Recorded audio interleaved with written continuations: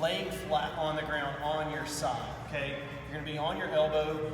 The other hand is gonna be up on the hip. From here, we're just gonna do a side bridge, okay?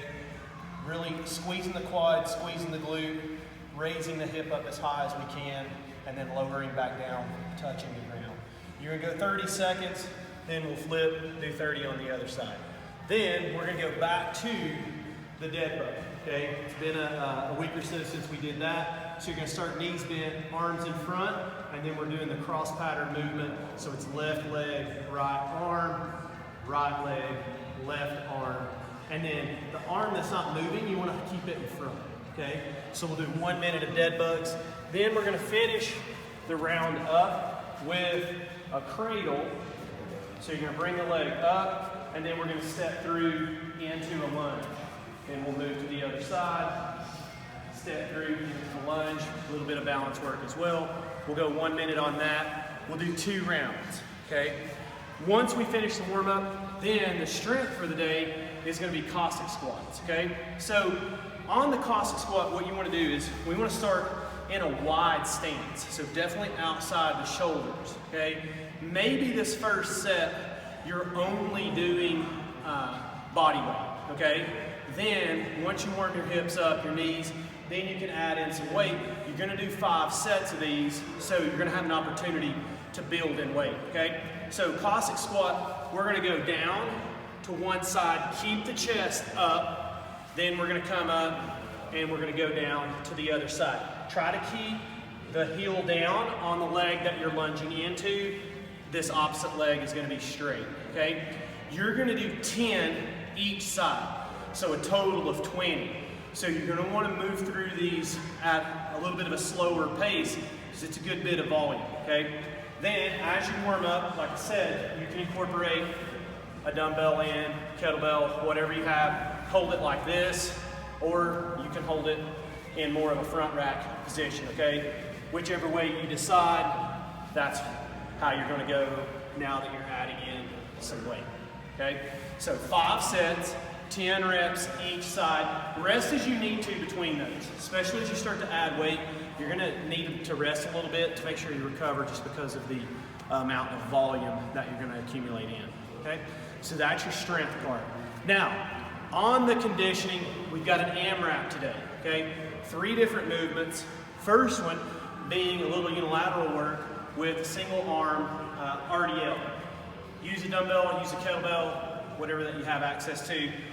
What you're gonna do first, you wanna set your back, okay? Make sure the upper back's in an active position. And then we're just gonna hinge forward at the hip, okay? So trying to keep the legs as straight as possible, but the back in a nice neutral, active position. Lowering down below the knee. If we can get the back parallel to the floor, that's awesome, okay? What we want to avoid is the lower we get, the more we hinge, that we start to lose our upper back position and we're reaching. Make sure that we stay in that active position. Maybe if we don't go as low, okay? Make sure that you're keeping your back in a good position. Depth would be secondary, okay? So on that part, we're gonna do 10 reps. Then we're gonna switch and do 10 on the other side, okay? So that's the first piece. Second piece, we're going back to the dips, okay? If you've got a bench, you can use your bench. If you don't, use a chair, okay? Or a box if you happen to have a plywood box. Some of you have made those. So on the bench, if you don't, use a chair, okay? Or a box if you happen to have a plywood box. Some of you have made those. So on the dip, what you would do is start in a seated position first, then you can just kind of slide your bottom off of whatever the object is that you're using, okay? From there, you're just gonna lower down to where the armpits go kind of right below the elbow, then back up to full lockout, okay? Main thing is, make sure you keep your hips close to the bench or box. You don't want to be out away because then it's going to put your shoulder in a weird position and it's not going to feel great on your shoulder, okay? So stay close to whatever it is that you're using. Bent knees are going to be a little bit easier than the straight leg, okay? So if you want to change it up, make them a little bit more challenging, straighten the legs out. You're doing 20 of those, so it's a good bit of volume on the bench dips as well. then lastly, you've got some double unders, okay? So if you have a rope and you've got double unders, you're gonna do 30 double unders. If you don't have double unders, you can incorporate singles in. If you don't have a rope, we'll just use the jump and then the touch to the thigh, okay? So you can also do the double under touch to help work the timing if you don't have the rope as well. Main thing is try to relax the shoulders, keep the elbows close to your side, and then landing on the ball of your feet, okay? That way, if you don't have a rope, when you come back to it, mechanically, you're gonna be in a good place, okay? And that's an AMRAP, all right? 15-minute AMRAP on the conditioning. Now, once we finish up that part, we're gonna cool down with a minute of swimmers and then a little bit of pigeon, okay? So on the swimmer, you're gonna start face down. Arms are gonna be over your head.